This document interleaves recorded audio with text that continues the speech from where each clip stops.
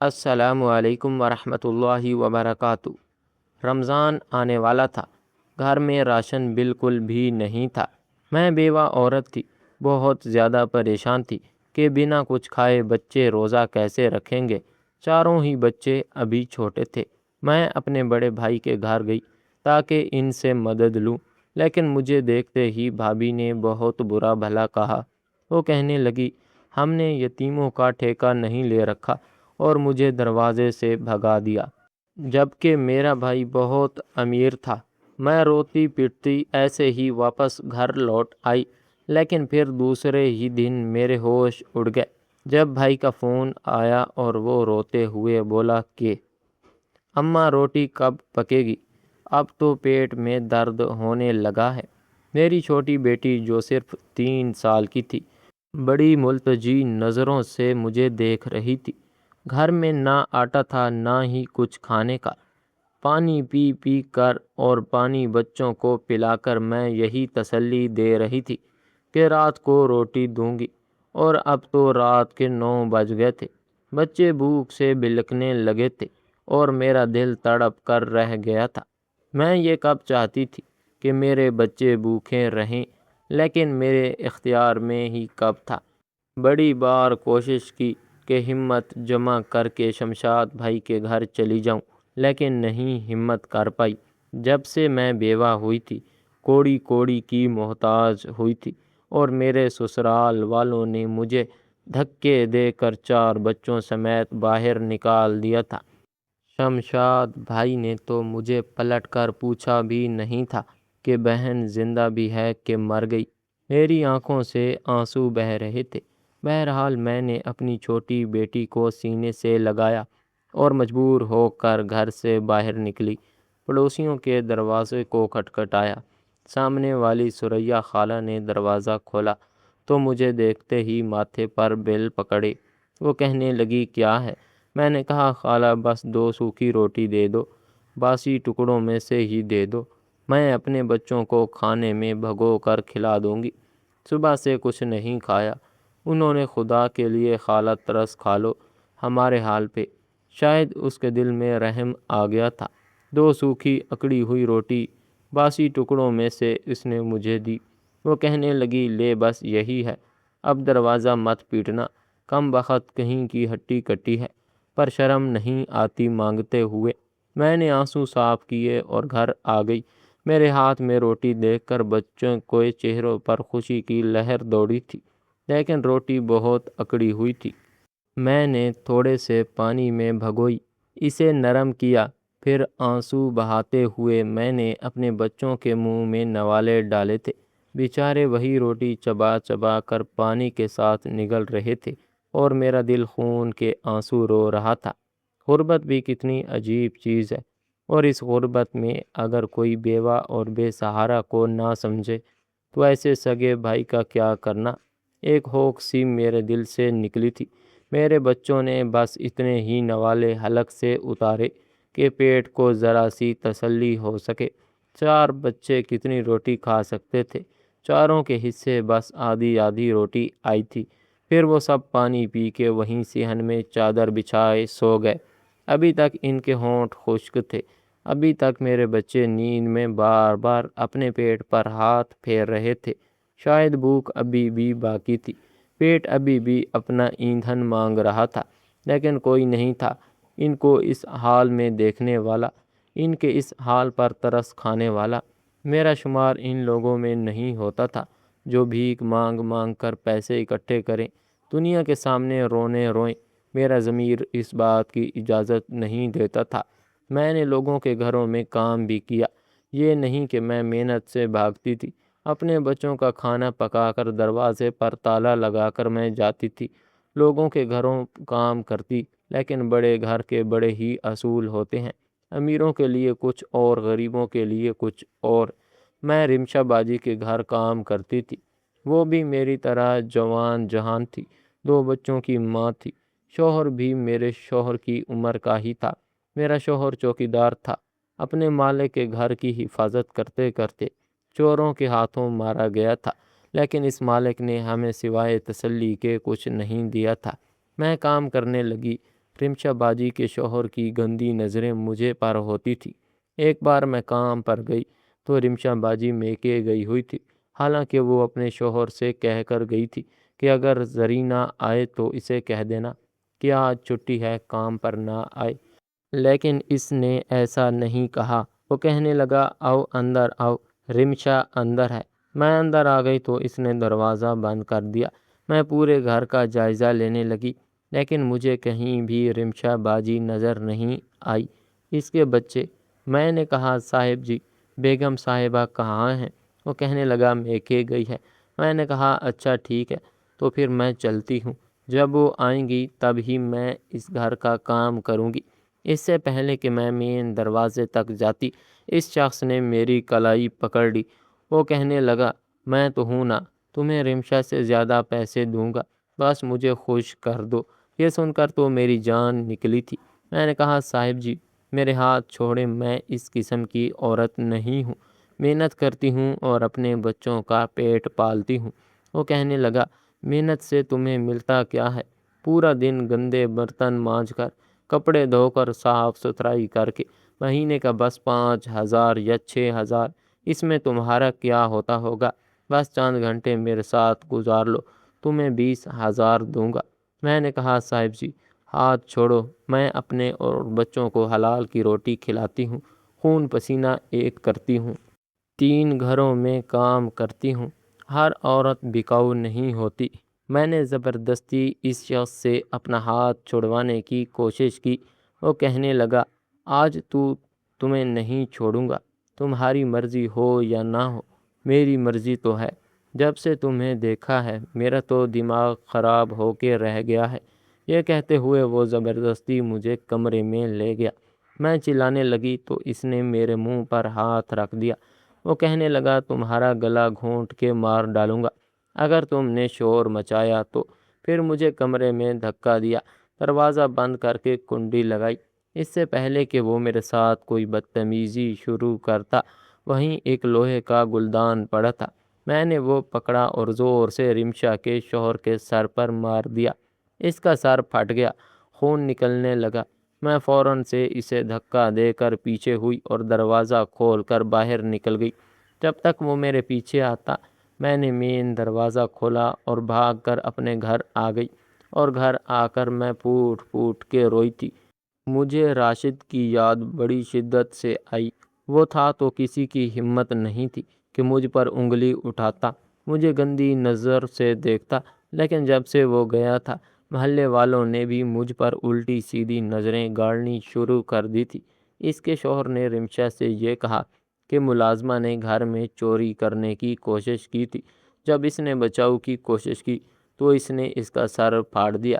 میں اسی محلے کے 3-4 گھروں میں کام کرتی تھی، وہاں رمشا نے مجھے چور چور مشہور کر دیا۔ سب نے مجھے ملازمت سے نکال دیا، میری تنخواہ تک نہیں دی۔ میں روتی دھوتی گھر آ گئی۔ مجھے سلائی نہیں آتی تھی، نہ ہی میں پڑھی لکھی تھی، کیونکہ شمشاد بھائی نے پڑھنے نہیں دیا۔ وہ کہتے تھے کہ تم نے کون سی نوکری کرنی ہے؟ ارے میں پڑھوں گا، بڑا افسر بنوں گا، تمہیں ڈھیر سارا جہیز دے کر تمہاری شادی کروں گا، لیکن ایسا کچھ نہیں ہوا تھا۔ شمشاد بھائی نے خوب پڑھا، افسر بھی بن گیا، لیکن بھابھی بڑے گھر سے آئی تھی، میرے والدین حیات نہیں تھے، میں اکیلی ہی تھی، شمشاد بھائی کے ساتھ رہتی تھی۔ جب وہ آئیں تو مجھے حقارت سے دیکھتی تھی۔ وہ کہتی تھی یہ تو پڑھی لکھی نہیں ہے، اس سے بھلا کون شادی کرے گا؟ کوئی بھی اچھا گھرانہ اسے پسند نہیں کرے گا۔ شمشاد بھائی بیوی کے آتے ہی بدل گئے، ان کی باتیں بدل گئی۔ انہوں نے میری شادی ایک غریب چوکیدار سے کر دی۔ میں اس کے ساتھ بھی خوشحال زندگی گزار رہی تھی، لیکن قسمت کو شاید کچھ اور ہی منظور تھا۔ 4 بچوں کی ماں بن گئی تھی۔ چھوٹی بچی 2 سال کی تھی جب راشد مجھے چھوڑ کر چلا گیا۔ میرا بھائی تو تدفین کرتے ہی قبرستان سے ہی اپنے گھر جا چکا تھا، اور بھابھی نے تو اتنی بھی زحمت نہیں کی کہ مجھے تسلی کے 2 بول ہی بول دیتی۔ وہ تو میرے گھر تک نہیں آئی، افسوس تک نہیں کیا۔ میں جان چکی تھی کہ بھابھی کبھی بھی میری مدد نہیں کرے گی۔ محنت کرنی چاہی، لیکن عزت کے لالے پڑنے لگے، اس لیے چھوڑ دی۔ لیکن اب سمجھ نہیں آ رہی تھی کہ گھر کا خرچہ کیسے نکالوں، کیا کروں۔ رمضان المبارک کا مہینہ شروع ہونے والا تھا اور میرے گھر میں فاقے کاٹے جا رہے تھے۔ میرے بچے بھوک سے بلک رہے تھے۔ اب میں یہ سوچ رہی تھی، کاش کوئی زکوٰۃ ہی دے دے، کوئی اپنے بچوں کا صدقہ ہی اتار کر مجھے دے دے۔ میرے بچوں کا پیٹ تو بھر جائے گا، لیکن ہم جیسے سفید پوش خوددار لوگوں کا کوئی پریشان حال نہیں ہے۔ ہم اپنی خودداری کے ہاتھوں مر جاتے ہیں۔ بڑی مشکل سے میں نے اپنے بچوں کی بھوک کو دیکھتے ہوئے پہلی بار محلے سے 2 سوکھی باسی روٹیاں مانگی تھی، ورنہ جیسے تیسے بھی میں کچھ نہ کچھ کر لیتی تھی۔ کبھی کسی کی برتن مانجھ دیتی تو کبھی چھوٹے موٹے کام کروا دیتی۔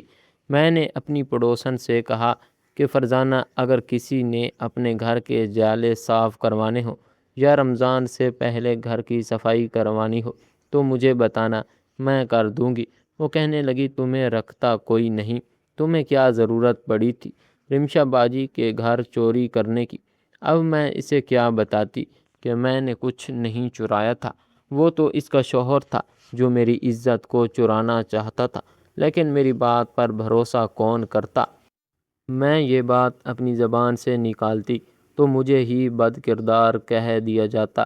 ہمارے معاشرے میں صرف عورت پر ہی الزام لگتا ہے، وہ قصوروار ہو تب بھی، وہ قصوروار نہ ہو تب بھی۔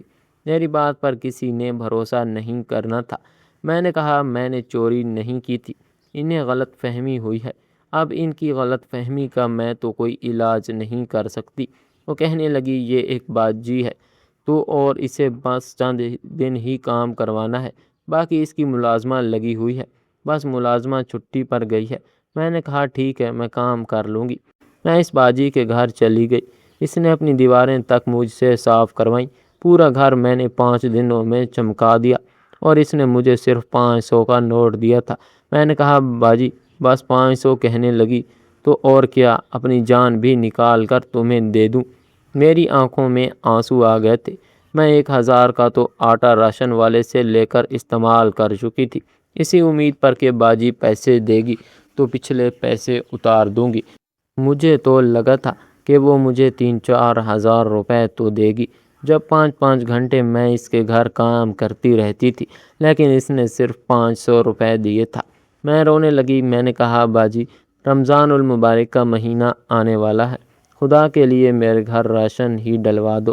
میں تو 1000 روپے کا ادھار آٹا لے چکی ہوں، اب میں 5 دن سے مسلسل کام کر رہی ہوں۔ آپ کے پورے گھر کو میں نے چمکا کر رکھ دیا اور آپ نے مجھے ڈھنگ سے ہی پیسے نہیں دیے۔ وہ کہنے لگی، چلو چلو دفع ہو جاؤ یہاں سے، جتنی تم نے محنت کی تھی اس سے زیادہ دیے ہیں۔ بہرحال منت سماجت کرنے کے بعد اس نے بس 1000 روپے ہی دیے تھے جو میں نے راشن والے کو دے دیے۔ مزید اس سے آٹا مانگا تو کہنے لگا، میں نہیں دے رہا، کیش میں دوں گا۔ تم نے صحیح تماشا پکڑا ہے، ادھار لے جاتی ہو، اگر کل کو تمہیں پیسے نہ ملے تو کہاں سے بھرو گی؟ میں روتی دھوتی گھر واپس آ گئی۔ مجھے یاد آنے لگا کہ ہر رمضان میرا بھائی غریبوں کو راشن بانٹتا ہے، اس کی بڑی واہ واہ ہوتی ہے۔ سوچا کہ میں بھی لے آتی ہوں، شاید میری بھی مدد کر دے۔ میں نے کالے رنگ کی چادر پہنی اور بھائی کے گھر کا رخ کیا۔ شمشاد بھائی کا گھر اب 2 منزلہ بن چکا تھا۔ میں نے وہ گلی دیکھی تو ایک ٹھنڈی آہ بھری تھی۔ میرا سارا بچپن اسی گلی میں کھیلتے ہوئے گزرا تھا۔ یہ نہیں پتا تھا کہ اپنے بچوں کی بھوک کو دیکھ کر مجھے اس گلی میں دوبارہ آنا پڑے گا۔ بھابھی نے جب رخصت کیا تو میرے کان میں کہا تھا کہ اب میکے کا خیال اپنے دماغ سے ہٹا دینا، ہمارے اپنے بھی بچے ہیں اور اپنے بھی اخراجات ہیں، کوشش کرنا کہ راشد سے اپنی ساری ضروریات پوری کروانا۔ میں نے یہ بات اپنے پلو سے باندھ لی تھی۔ کبھی میں جاتی بھی تو بھابھی کا رویہ ایسا ہوتا کہ دل دکھ کر رہ جاتا تھا۔ ہمیں اسٹیل کے گلاس میں پانی دیتی تھی، کھانا تو دور کی بات، کبھی چائے تک کا نہیں پوچھا، بس پانی پلایا اور پوچھنا شروع کر دیا کہ جاؤ گی کب، ہمیں کہیں باہر گھومنے جانا ہے۔ میں بچوں کے ساتھ واپس آ جاتی۔ راشد تو میرے میکے جاتا ہی نہیں تھا، کہتا تھا تمہارا بھائی اور بھابھی مجھے عزت نہیں دیتے۔ میں روکھی سوکھی کھاتا ہوں لیکن کسی سے مانگ کر نہیں کھاتا، جو تمہارے بھائی بھابھی کے نخرے دیکھوں، اور میرا یہ اصول ہے کہ جہاں عزت نہیں وہاں قدم بھی نہیں رکھنا۔ میں نے بھی ایسا ہی کرنا شروع کر دیا، اپنے ہی گھر میں دل لگا لیا، کیونکہ شاید میرے بھائی کا سٹینڈرڈ ہائی ہو گیا تھا۔ مجھ جیسی غریب بہن سے وہ ملنا ہی نہیں چاہتا تھا۔ پھر میں کس منہ سے بھائی کے پاس جاتی؟ عیدیں آ کر گزر جاتی تھی، لیکن میرا بھائی نہ تو کبھی عید ملنے آیا اور نہ کبھی میرے ہاتھ پر 10 روپے عیدی رکھی۔ شاید ان کے اخراجات بہت زیادہ بڑھ گئے تھے کہ بہن کو دینے کے لیے عیدی تک نہیں تھی۔ وہ بہن جو رو رو کے بھائی کی کامیابی کی دعائیں مانگتی تھی، آج وہ اس حال میں پہنچ گئی تھی، لیکن بھائی کے دل میں ذرا سا بھی ہمدردی کا جذبہ نہیں پیدا ہوا تھا۔ میں نے چہرہ چھپا لیا کہ کہیں میرا چہرہ دیکھ کر میری بھابھی کے ماتھے پر بل ہی نہ پڑ جائے۔ شاید غریب سمجھ کے تو وہ مجھے راشن دے دیتی، البتہ نند سمجھ کر کبھی نہ دیتی۔ میں نے دروازے پر دستک دی۔ دروازہ میری بھابھی نے کھولا تھا۔ میں نے کہا، بی بی، رمضان کا مہینہ ہے، گھر میں بچے بھوک سے بلک رہے ہیں، خدا را مجھے آٹا دال چاول ہی خرید کے لے دو۔ بھابھی کہنے لگی، چلو چلو یہاں سے، ہم لوگ راشن دے چکے ہیں۔ میں نے کہا، خدا کے لیے کچھ دے دو بی بی، اپنے بچوں کا صدقہ ہی دے دو۔ لیکن بھابھی نے میرے منہ پر دروازہ بند کر دیا۔ میں سوچ بھی نہیں سکتی تھی کہ میرے ساتھ ایسا رویہ کیا جائے گا۔ عین اسی وقت میرا بھائی اپنی گاڑی میں وہاں پہنچ گیا۔ میرے بھتیجے بھتیجیاں گاڑی میں بیٹھے برگر کھا رہے تھے۔ گاڑی سے اتر کر آدھے آدھے برگر انہوں نے باہر کچرے دان میں ڈال دیے، پھر گھر کے اندر داخل ہو گئے۔ شمشاد بھائی جب میرے سامنے کھڑے ہوئے تو میں نے اپنے چہرے سے چادر ہٹا دی کہ شاید مجھے اس حال میں دیکھ کر میرے سگے بھائی کا دل تڑپ جائے گا۔ انہوں نے مجھے دیکھا اور نظریں چرا لی۔ وہ کہنے لگے، کیا بات ہے؟ میں نے کہا، میرے بچے بھوکے ہیں۔ وہ کہنے لگا، اچھی خاصی تو ہو، کہیں کوئی کام ہی کر لو۔ میں نے کہا، بھائی میرے بچے بھوک سے بلبلا رہے ہیں، خدا کے لیے مجھے اپنے ہی بچوں کو صدقہ دے دو۔ وہ کہنے لگا کہ میں صدقہ خیرات کر چکا ہوں، میرے پاس اب کچھ نہیں ہے۔ میری آنکھوں میں آنسو تھے۔ جب میرے بھائی نے جیب سے سگریٹ نکالا، اپنے منہ میں دبایا اور اپنے گھر میں چلا گیا، میں نے کچرے دان سے آدھے ادھورے پھینکے ہوئے برگر اٹھائے اور اپنی چادر میں لپیٹ لیے۔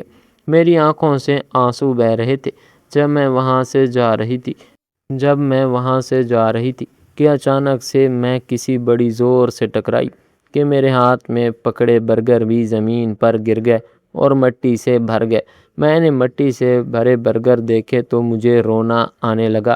میرے بچے بھوکے تھے، جس سے میں ٹکرائی تھی، اس نے دیکھنے کی زحمت نہیں کی۔ مجھے سارا افسوس اسی بات کا تھا کہ میرے بچے یہ ریت اور مٹی سے بھرے ہوئے برگر تو نہیں کھا سکتے۔ میں زمین پر بیٹھ کر ان برگر کو پکڑ کر بیٹھی ہی جب سامنے کھڑا شخص بھی بیٹھ چکا تھا، کہنے لگا، تم زرینہ ہو نا؟ یہ سن کر میں نے بے ساختہ اس شخص کی طرف دیکھا اور فوراً سے اٹھ کر کھڑی ہوگی، دوبارہ اس برگر کو اپنی چادر میں لپیٹا اور تیز قدم سے آگے بڑھ گئی۔ میرا دل زور زور سے دھڑک رہا تھا کہ کاش اس نے مجھے نہ پہچانا ہوتا، کاش میں اس گلی میں دوبارہ نہ آتی، لیکن کبھی کبھی انسان کا ماضی اس کا پیچھا نہیں چھوڑتا۔ میں بھی اپنے ماضی سے پیچھا نہیں چھڑا پائی تھی۔ جس وقت سے میں بچ رہی تھی وہی میرے سامنے آن کھڑا ہوا تھا، روتے دھوتے تیز قدم بڑھاتے ہوئے پیدل ہی اپنے گھر کی طرف نکلی تھی۔ آدھا گھنٹہ لگا تھا مجھے گھر پہنچتے ہی۔ میں نے دروازہ کھولا تو سامنے بچے ملتجی نظروں سے مجھے دیکھ رہے تھے۔ میں نے وہی برگر چادر سے نکال کر انہیں دیے جو بھائی کے گھر کے کچرے دان سے مجھے ملے تھے۔ میرے بھوکے بچے وہ کھانے لگے۔ اب میری آنکھوں سے کئی آنسو نکلے تھے۔ زرینہ، تم ایک بار بھی اپنی بھابھی اور بھائی سے بات تو کرو، میں تمہیں بہت خوش رکھ سکتا ہوں۔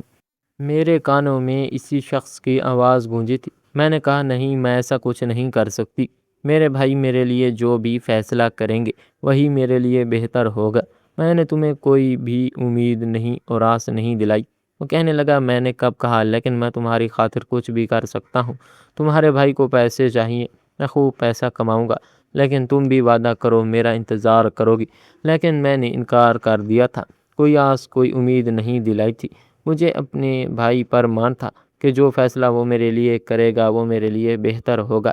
وسیم نے کہا، میں جا رہا ہوں، 5 سال بعد واپس آؤں گا، اگر ہو سکے تو میرا انتظار کرنا۔ یہ کہہ کر وہ چلا گیا۔ وسیم ہمارے پڑوس میں ہی رہتا تھا۔ اکثر جب بھی اس کی والدہ کچھ بھی اچھا بناتی تو وہ ہمارے گھر لے کر آ جاتا۔ اس وقت میں گھر پر اکیلی ہوتی تھی، دروازے پر کھڑے کھڑے پلیٹ دیتا اور اس کے چہرے پر مسکراہٹ سجی تھی۔ میں اس کے ہاتھ سے پلیٹ لے کر جب خالی برتن اس کو دیتی تو کہتا آپ بہت اچھی ہیں، مجھے بہت اچھی لگتی ہیں، اور میں گھبرا کر دروازہ بند کر دیتی۔ ہر بار وہ یہی لفظ کہتا تھا، اس سے زیادہ اور کچھ نہیں کہتا تھا۔ ایک بار شمشاد بھائی نے اسے دیکھ لیا تو مجھ سے کہنے لگے یہ کون ہے؟ میں نے کہا پڑوس سے آیا ہے۔ کہنے لگا آئندہ اگر یہ آئے تو دروازہ مت کھولنا۔ وہ بہت غصے میں تھے، میں بھی کچھ گھبرا گئی تھی۔ پھر شمشاد بھائی نے کہا کہ مجھے ایک لڑکی پسند ہے اور میں اسے شادی کرنا چاہتا ہوں۔ انہوں نے اپنی پسند کی لڑکی سے شادی کر لی۔ مجھے لگا بھابھی آئے گی تو میری زندگی میں بھی سکون آ جائے گا، لیکن سکون تو شاید میری قسمت میں تھا ہی نہیں۔ بھابھی سارے گھر کے کام مجھ سے کرواتی تھی اور بھائی کے بدلتے تیور دیکھ کر میں حیران تھی۔ وہ وہی کچھ کرتے تھے جو بھابھی کہتی تھی۔ ایک بار وسیم کھانا لے کر آیا تو میں نے دروازہ کھولا۔ اس وقت بھابھی نے مجھے بہت ڈانٹا تھا، میرے منہ پہ تھپڑ بھی مارا تھا، میری آنکھوں میں آنسو تھے۔ جب میں نے دروازہ کھولا وہ سامنے کھڑا تھا، ہاتھ میں پلیٹ لیے۔ میری آنکھوں میں آنسو دیکھ کر وہ کہنے لگا کیا بات ہے، تمہیں کسی نے کچھ کہا ہے؟ میں نے کہا کسی نے کچھ نہیں کہا۔ میں نے جیسے ہی اس کے ہاتھ سے پلیٹ پکڑی تو بھابھی میرے پیچھے ہی کھڑی تھی۔ وہ کہنے لگی تو یہ سب ہو رہا ہے یہاں پر تمہارے بھائی اور میرے ناک کے نیچے، تم اس لڑکے کے ساتھ محبت کی پنگیں بڑھا رہی ہو۔ میں نے کہا ایسا کچھ نہیں ہے بھابھی، میں بری طرح سے ڈر گئی تھی۔ وسیم کہنے لگا آپ غلط سمجھ رہی ہیں۔ میری بھابھی کہنے لگی میں سب ٹھیک سمجھ گئی ہوں، لینے دو شمشاد کو، تم دونوں کی اصلیت اس کے سامنے رکھ دوں گی۔ میری بھابھی نے یہ کہا اور گھر سے باہر نکال کر وسیم کے گھر چلی گئی اور اس کی ماں سے بہت بدتمیزی کی کہ تمہارا بیٹا میری نند کو اپنی محبت کی جال میں پھنسانے کی کوشش کر رہا ہے اور نہ جانے کیا کچھ کر چکا ہے۔ اگر تم نے اپنے بیٹے کو اپنے گھر پر سنبھال کر نہیں رکھا تو میں اسے پورے محلے میں منہ دکھانے کے قابل نہیں چھوڑوں گی۔ وہ بیچاری شریف عورت تھی، اس نے وسیم کے منہ پر 2 تھپڑ مارے۔ وہ کہتا رہ گیا میں نے ایسا کچھ نہیں کیا، یہ عورت جھوٹ بول رہی ہے۔ لیکن اس کی ماں نے کہا آئندہ تم ان کے گھر نہیں جاؤ گے۔ اس نے میرے گھر آنا چھوڑ دیا، بس ایک بار آیا تھا، چھت پر میں کپڑے رسی پر ڈال رہی تھی، مجھے کہنے لگا بس میرا انتظار کرنا، مجھے 5 سال لگیں گے، میں تمہیں اس تکلیف سے نکال لوں گا۔ یہ کہہ کر وہ چلا گیا تھا، لیکن میں نے اس کا انتظار نہیں کیا۔ مجھے ڈر لگتا تھا کہ کہیں اپنے بھائی کی نظر میں بری نہ بن جاؤں۔ لیکن جب بھائی نے میرا رشتہ راشد سے کیا تو میں نے تب وسیم کو بہت یاد کیا تھا، کیونکہ راشد ایک چوکیدار تھا، ایک بنگلے کے باہر چوکیدار کی نوکری کرتا تھا، اور میری بھابھی کے کہنے پر میرے بھائی نے اس کے ساتھ میرا رشتہ جوڑ دیا۔ انکار کا حق تو میں رکھتی ہی نہیں تھی، ورنہ بھابھی مجھ پر نہ جانے کون کون سے الزام لگا دیتی۔ میں نے راشد کے ساتھ بھی بڑی خوشی خوشی گزارا کیا تھا۔ یہ الگ بات تھی کہ اس کا میرا ساتھ بہت کم تھا۔ پتہ نہیں آج کیوں میرا وسیم سے ٹاکرا ہو گیا۔ مجھے کئی سال بعد دیکھ کر تو وہ بہت خوش ہوگا، کیونکہ میں نے اسے ٹھکرا دیا تھا اور آج میں اس حال میں پہنچ گئی تھی۔ وہ تو کہتا تھا میں تمہیں بہت خوش رکھوں گا، تمہارے لیے دبئی جا رہا ہوں، بہت سارا پیسہ کما کر لاؤں گا۔ شاید اب تو وقت گزرنے کے ساتھ ساتھ وہ سب کچھ بھول چکا ہوگا۔ وقت بہت زیادہ آگے بڑھ چکا تھا، میرے 4 بچے تھے اور میں اب بیوگی کی زندگی گزار رہی تھی۔ بہرحال سوچ رہی تھی کہ کچھ کروں۔ بھائی کے گھر سے تو خالی ہاتھ ہی واپس لوٹ آئی تھی۔ اس نے تو پلٹ کر دیکھا نہیں تھا کہ میری بہن نے میرے لیے کیا کچھ قربان کر دیا۔ آج تک جو کچھ میرے بھائی نے میرے ساتھ کیا تھا میں پھر بھی اسے بد دعا نہیں دے پائی۔ میرا حصہ تک اس نے نہیں دیا، کہتا تھا کہ سب کچھ اس کا ہے۔ کیا ماں باپ کا چھوڑا ہوا گھر، پیسہ اس کا تھا، بہن اس کی نہیں تھی۔ میں اپنی انہی سوچوں میں گم تھی جب دروازے پر دستک ہوئی۔ میں نے دروازہ کھولا تو وسیم سامنے کھڑا تھا۔ اسے دیکھ کر میری آنکھوں سے آنسو بہے تھے۔ وہ کہنے لگا کیا اندر آنے کی اجازت نہیں دو گی؟ میں نے کہا نہیں، میرا شوہر زندہ نہیں ہے اور میں غیر مردوں کو گھر میں داخل نہیں کرتی، ورنہ محلے والے میرا جینا حرام کر دیں گے۔ بس میرے شوہر کی یہ اپنی چھت ہے جہاں میں سر چھپائے بیٹھی ہوں، اس لیے آپ یہاں سے جا سکتے ہیں۔ وہ وہاں سے واپس چلا گیا، لیکن اگلے ہی دن پھر دروازے پر دستک ہوئی تھی۔ میں نے دروازہ کھولا تو کئی شاپر تھے وسیم کے ہاتھ میں جو اس نے میرے دروازے کے پاس رکھ دیے۔ وہ کہنے لگا اس میں کھانے پینے اور ضرورت کا کوئی سامان ہے، اسے رکھ لو۔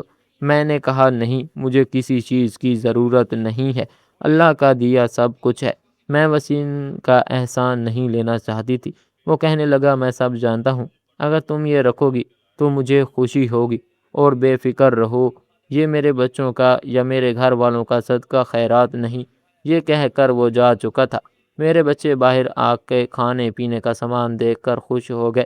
میں شاپر اندر لے آئی، سب کچھ تھا، آٹا، دال، چاول، چینی، گھر کی ہر ضرورت کی چیز۔ میں نے آٹا گوندا، روٹی بنائی، میرے بچوں نے پیٹ بھر کے کھانا کھایا تھا، اور ہاتھ اٹھا کر وسیم کے لیے دعا بھی کی تھی کہ جس نے ہمیں کھانا دیا اللہ ان کی روزی میں برکت ڈالے۔ چند روز بعد وہ دوبارہ آیا، دروازے کے باہر ابھی بھی کھڑا تھا، اندر نہیں آیا۔ وہ کہنے لگا اگر مجھے اس قابل سمجھو تو میں تمہارے بچوں کا سہارا بننا چاہتا ہوں۔ میں نے کہا تمہاری بیوی تمہیں اجازت دے دے گی؟ میری بات پر وہ ذرا سا مسکرایا۔ وہ کہنے لگا بیوی ہے ہی نہیں، اگر تم حامی بھر لو تو میرا گھر بھی بس جائے گا اور بچوں کو بھی ان کا باپ مل جائے گا، میں تمہیں بہت خوش رکھوں گا۔ زرینہ میری آنکھوں سے آنسو بہنے لگے۔ میں انکار کیوں کرتی؟ مجھے واقعی ایک سہارے کی ضرورت تھی۔ رمضان سے بس ایک دن پہلے ہم لوگوں کا نکاح ہوا تھا، اور وہ مجھے اور میرے بچوں کو اپنے گھر لے گیا۔ اس کا گھر ابھی بھی میرے بھائی کے گھر کے برابر میں تھا۔ جب میری بھابھی اور بھائی نے دیکھا تو میری بھابھی باتیں سنانے لگی۔ وہ کہنے لگی مجھے تو پہلے ہی پتہ تھا یہ اپنے شوہر کے نام پر نہیں بیٹھے گی، لیکن اس بار میں نے جواب نہیں دیا بلکہ وسیم نے دیا۔ وہ کہنے لگا جب آپ جیسے سگے بھائی اور بھابھی ہوں تو پھر عورت کو ایسا قدم اٹھانا پڑتا ہے۔ میری بھابھی کا غصے کے مارے برا حال تھا، وہ اپنے گھر کے اندر چلی گئی، لیکن اگلے ہی روز میرا بھائی روتا پیٹتا ہوا اپنے گھر میں داخل ہوا۔ اس کی آواز سن کر میرا دل زور سے دھڑکا تھا۔ اس کے گھر سے صاف آوازیں آ رہی تھی۔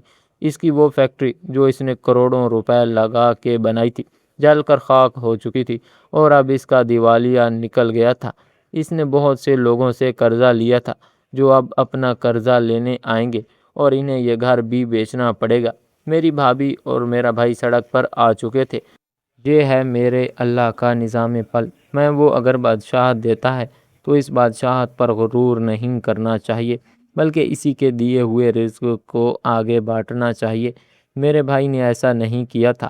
آج میرے پاس سب کچھ تھا، اپنا گھر، گاڑی، میرے بچے اچھے سکول میں پڑھ رہے تھے۔ اللہ نے مجھے میرے صبر کا صلہ دیا تھا۔ وسیم کی صورت میں اور میرے بھائی کی ناشکری کی وجہ سے اس سے سب کچھ چھین لیا، کیونکہ اس نے میرا حق مارا تھا، میری حق تلفی کی تھی۔